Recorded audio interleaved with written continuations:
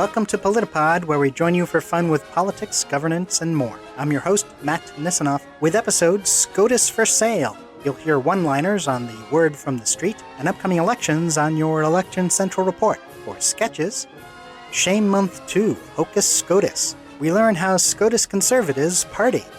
What if and could be? Thanks to the Supreme Court decision in Creative 303 versus Alanus, a new classification of law can now be practiced. Hypothetical law. Careless Boberts. How careless can a Bobert be? We'll let you know the half of it. U.S.-French connections. An American and Frenchman have a discussion about current affairs. Not those kind. And Scary and Seditious. G.D. Fenderson, the PolitiPod jukebox, is at it again. Stevie Wonder fans will get it. Thank you for joining us for PolitiPod. Kristen, you're next with the word from the street.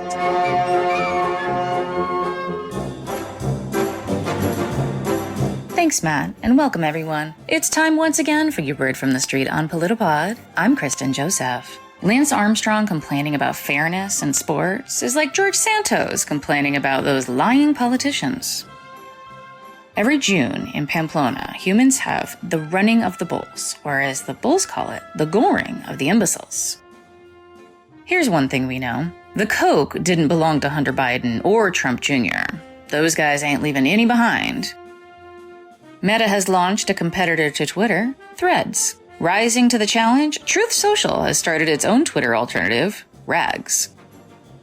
Newsweek is reporting Putin is sticking by Shoigu. Of course, arm's length is the maximum distance to stab someone. Belarusian President Lukashenko reportedly negotiated the deal for Prigozhin to call off the coup attempt. Look for the story to be told in the Prigozhin biopic, Waiting to Exile.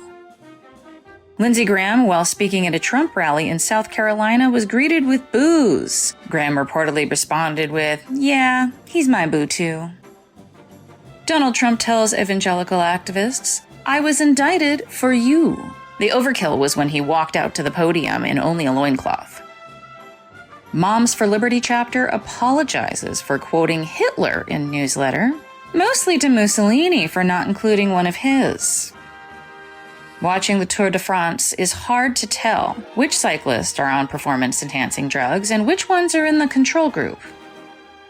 Apparently Biden's too old to be president, while Republicans want everyone else to hit 90 before stopping work to get Social Security and Medicare.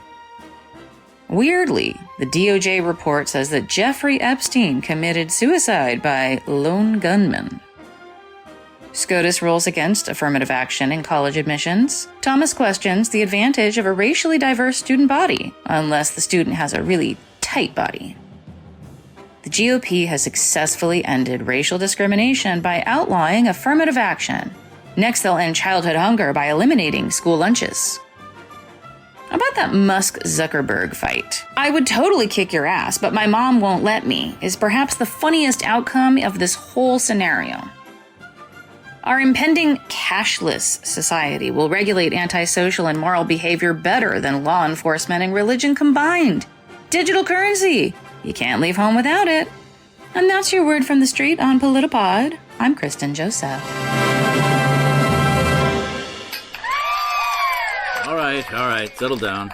I know we've just had a kick-ass term, but we're still Supreme Court justices. Now let's try to conduct ourselves with a little decorum. Besides, the liberal ladies can hear us in their chambers. All due respect, Neil, I don't give a shit. This day is long overdue. Holly and Jenny and I have been talking about this day since I first got my robe. I understand, Clarence. You've been here longer than any of us. You damn right. And it's about time I got to let loose. Too many years I had to sit quietly while Scalia and Ginsburg sucked all of the air out of the room. Finally, it's Clarence time. Doom, doom, doom, doom, doom, doom, doom, doom. Can't touch this.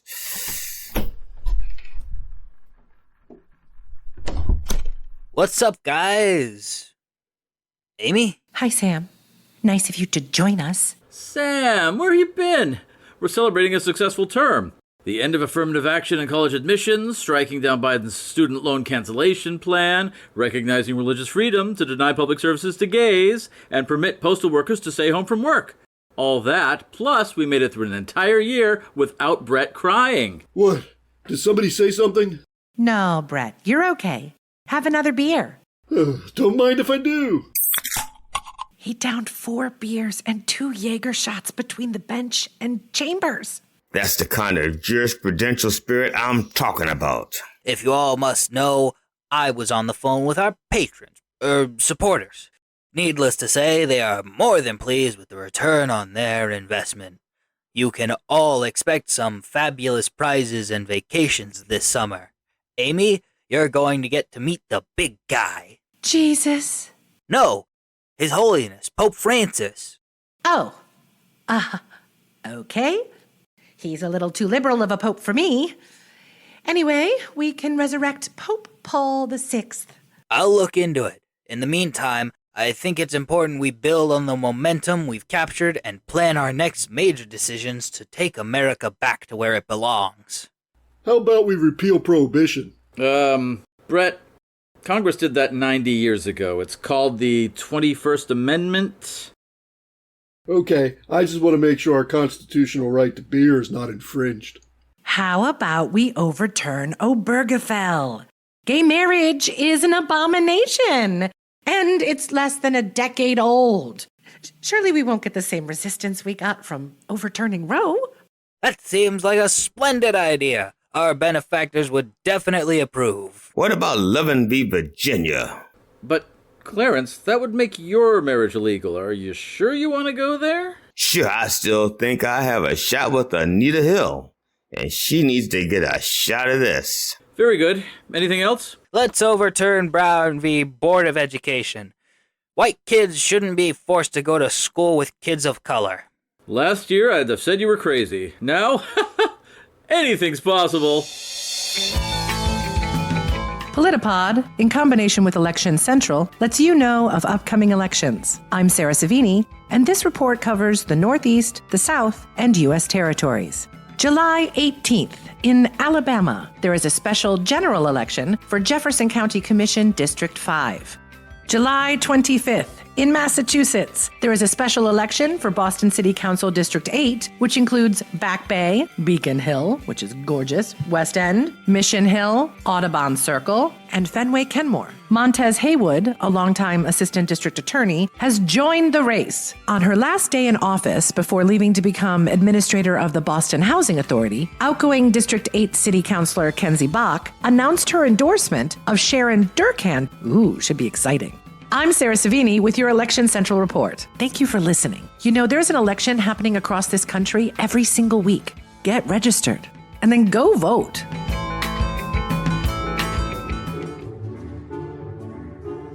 Hi, I'm Shirley Could-Be of the offices of What If, and Could-Be, your hypothetical law specialists.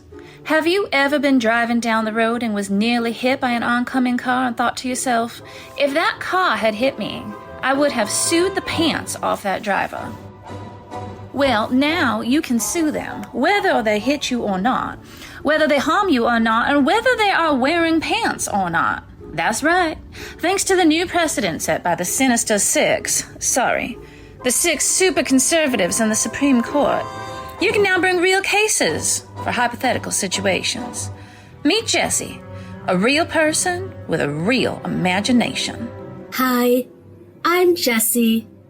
I was thinking of going to a bar where I might meet a man, and the man that I imagined meeting was so nice that I thought I could have his baby. Then I thought, what if he turned out to be a deadbeat and left me with a child but no child support? Then I thought, that bastard, he's not going to get away with this. And he didn't. Thanks to What If, and Could Be, I'm getting more child support than I could have ever imagined. Talk about equal rights. Anyone can be a Karen on steroids. Cut! What is it, TB? I'm not sure about the Karen on steroids line. What if there's a Karen on steroids out there who objects to the negative connotations? I imagine that she'd sue us. Us? I work for you. It's okay. I imagine that her attorneys suck and we would win big. Then I imagine that I can walk in and negotiate a deal between the striking rioters and the Alliance of Motion Pictures and Television Producers. And those writers would be so grateful they'd punch up this script pro bono. Excuse me, is this where they're shooting the what if, and could be attorneys at theoretical law commercial? Yes, who are you and how may I help you? I think my name is Mike. I'm not sure why I'm here. In fact, I'm not sure why I am. You think your name is Mike? Do you think that you could have a hypothetical brain injury from an almost car crash? No, he's with me. That's the imaginary man from the bar.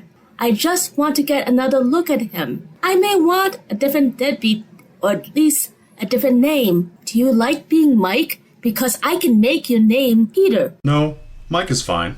But I would like a better job. I'm not happy being a... Wait, what do I do for a living?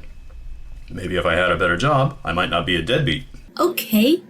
Now, you're an investment banker. Thanks. I feel richer. Better. Me too. You're still a deadbeat, but now I'm getting much more child support. Okay, let's take it from the top of Jesse's line. Hi, I'm Jesse. And when we get to your line about the Karen on steroids, try saying it with less snark and more verve. Cue the music. And 3, 2, 1, action! Hi, I'm Jessie. I was thinking of going to a bar. Friend of the show, Dylan Brody, has a wonderful book out called Relatively Painless that can be found at dylanbrody.com. Jenny Lawson, best-selling author of Fiercely Happy and Let's Pretend This Never Happened, says, "My only complaint is that I wanted more, which is a good complaint to have. It made me laugh and cry and then laugh again and then pee and then cry. Lots of fluids lost, but in a good way. A book to make you appreciate the tragically funny and beautiful horror of family." David Sedaris says, "Dylan Brody is funny in ways that don't remind me of anyone. Relatively Painless. A beautiful book for anyone who ever had a family." Relatively Painless can be found at dylanbrody.com.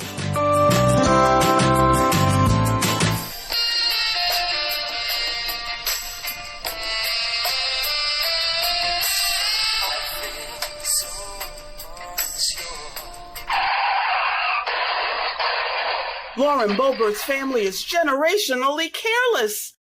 Lauren, who in 2016 failed to appear for a careless driving incident, didn't know her son Tyler, recently failed to appear for his careless driving charge that was pled down to defective headlights. This rabid Republican family all went to the Ted Kennedy driving school. Is that a bridge too far? Not if your family has generations incapable of motor vehicle safety. Stop driving or stop reproducing. Lauren pled down to careless driving. Tyler, whose careless driving left a friend hospitalized, thinks remorse is writing with dots and dashes. The Boeberts have been in so many accidents. NASCAR drivers steer clear. They've been blacklisted by AAA.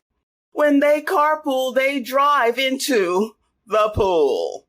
They're generationally careless. Like his mother, Tyler made Lauren Boebert a young grandmother. Both got voted by their voting class most likely to have a bastard. They get pregnant so young there's a backup on hand-me-downs. The Boeberts are so reckless. They were the joke at the party to launch the Titan. They play Russian roulette with a shotgun. Their financial planner is Wesley Snipes. Lauren Boebert has already given her grandbaby a Hot Wheels to ram into a tree. By 2030, there could be 9 generations of Boeberts stumbling carelessly from womb to mattress to the highway. They will genetically breed terrible drivers until our roads are littered with crashed cars driven by Boeberts, Grand Boeberts, and great-grand Boeberts in an apocalypse of self-replicating incompetence.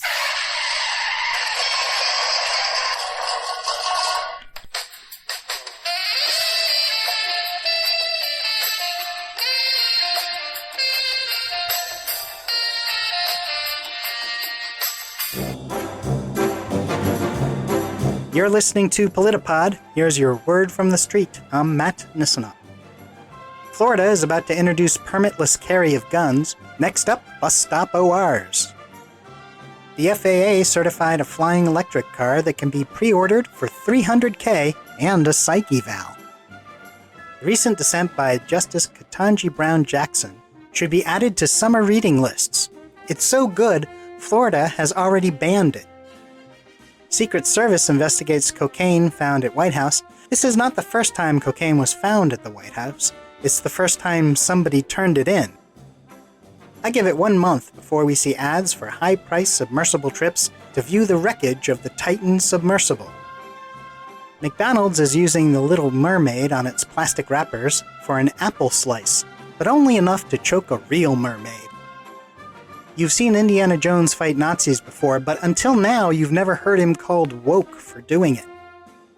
Carrie Lake says God told me to run for governor. God told me she was full of shit. Then we high-fived, and he refused to tell me who he likes in the NFL this year. Harlan Crow bought the bootstraps that Clarence Thomas pulled himself up by. Trump expands his attack on special counsel Jack Smith to include Smith's family, friends, Cracker Jacks, Jack and the Beanstalk, Little Jack Sprat. In 2023, Marjorie Taylor Greene says TVs turn on by itself to spy on her. In the 1980s, Republican President Reagan closed mental hospitals, which led years later, instead of people getting the help they need, being elected as Republicans to Congress. Thomas joins majority as SCOTUS rules against affirmative action on college admission, citing the case of I got mine v. you get yours. Christie says he's living rent-free in Donald's head after Trump shares photo of him sleeping. Yeah, but the echo must be awful. Jimmy and Rosalind Carter celebrated their 77th wedding anniversary recently, shouting, "What?" at each other over a bowl of prunes.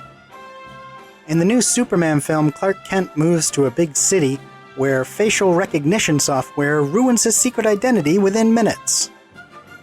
It's so hot in Texas, if you're there, you're now considered deep in the hearth of Texas. Moms for Liberty? More like Planned Parenthood. This is Matt Nisanoff with your word from the street from PolitiPod.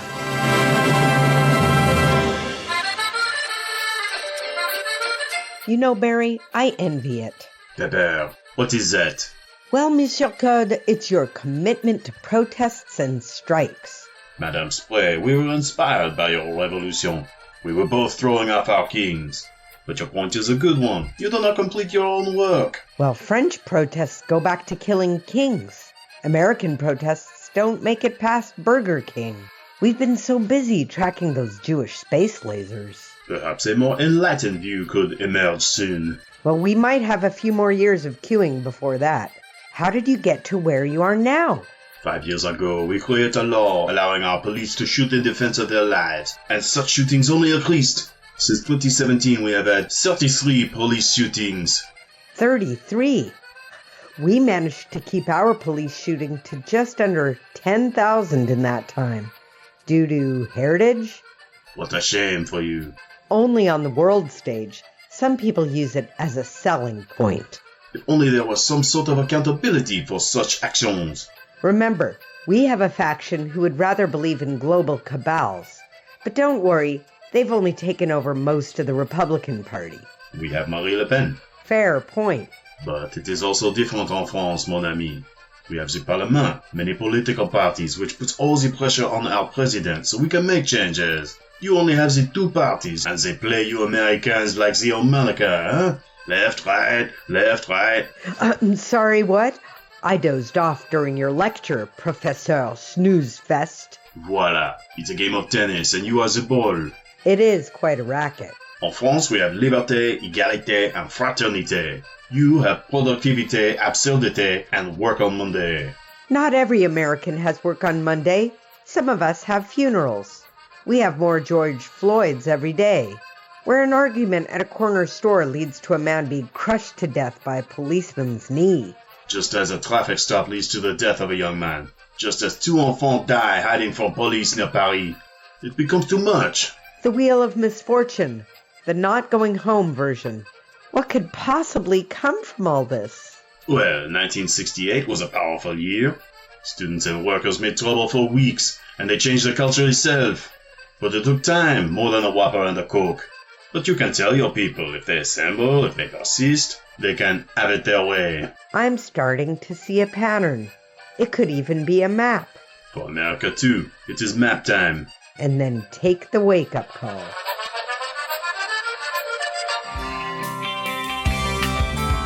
I'm Sarah Savini, and welcome back for another Election Central report. Here are your upcoming elections from the Midwest, the West, and Pacific regions of the United States. June 18th. Hey, Badgers, get ready to vote. You have a special general election for the Wisconsin State Assembly District 24. The district includes portions of Washington, Ozaukee, and Waukesha counties. Republican Paul Malotic, an Ozaukee County supervisor, and Democrat Bob Tatterson, a retired engineer, are going head-to-head. Okay, it's up to you, voters, in District 24. Go vote. And I'm Sarah Savini. Thank you for listening to another Election Central with this regional report for the Midwest, the West, and Pacific regions of the United States. You know, there's an election happening across this country every single week. Get registered and then go vote. As this court is well aware, the justice system's reaction to January 6th bears the weighty responsibility of impacting whether January 6th becomes an outlier or a watershed moment. Such conduct in leading and instigating an attack like January 6th demands deterrence. It is critical that this court impose significant sentences of incarceration on all the defendants in this case to convey to those who would mobilize such political violence in the future that their actions will have consequences. Scary and seditious. That is what we're called. Scary and seditious. Watch the country fall. People think we're crazy, but clinging to a past that divides the world up into separate castes. When you believe in things that hurt people and make them suffer, we're seditious all the way.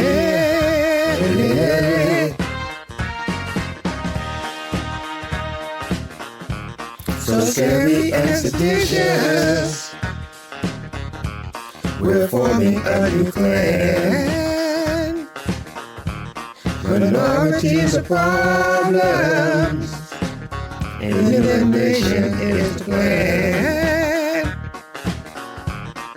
We watch by as they scream that we are in the wrong. But that only makes me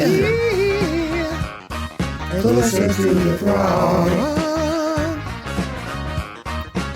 When you believe in things that hurt people and make them suffer, we're seditious all the way.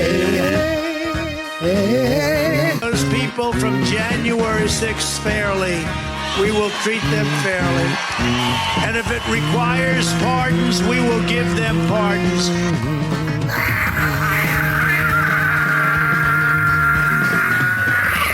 Ooh.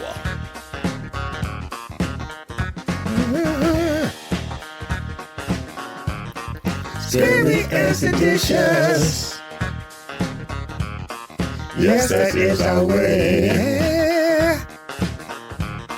Scary and seditious. Is there a price to pay? People think we're crazy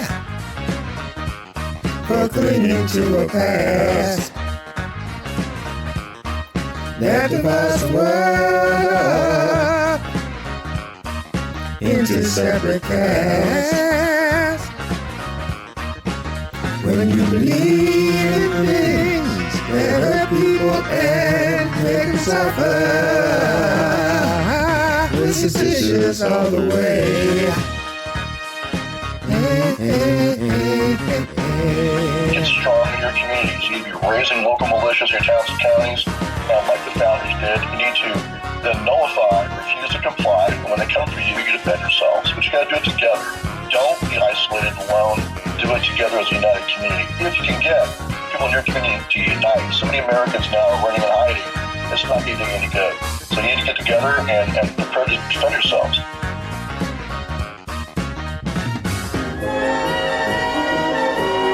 Thank you for having joined us for PolitiPod, episode SCOTUS for Sale. PolitiPod is written by Tom Bickle, Tom Blumenfeld, Ellen Brody, Dominic Ducecko, Eddie Feldman, G.D. Fenderson, John Fugelsang, Erica Ginsberg-Clint, Rhonda Handsome, Molly Heckerling, Paul Lander, Matt Nisanoff. Performances by Tom Bickle, Tom Blumenfeld, Yola Chan, Dominic Ducecko, G.D. Fenderson, Certified Forensic Humorist, Erica Ginsberg-Clint, William Ham, Rhonda Handsome, Kristen Joseph, Jacob Nisanoff, Matt Nisanoff, Sarah Savini, and thanks to consultant Dylan Brody, local and state boards, divisions, and departments of elections, Ballotpedia, Zamzar Conversions, All Sounds Recorded, Audio Sounds. You can find PolitiPod on SoundCloud.com/PolitiPod. We're also on Facebook as a group and a page, Tribal, Mastodon, Spoutable, Countersocial, Instagram, Tumblr, and Twitter at PolitiPod. For all of us at PolitiPod, this is Matt Nisanoff saying goodbye.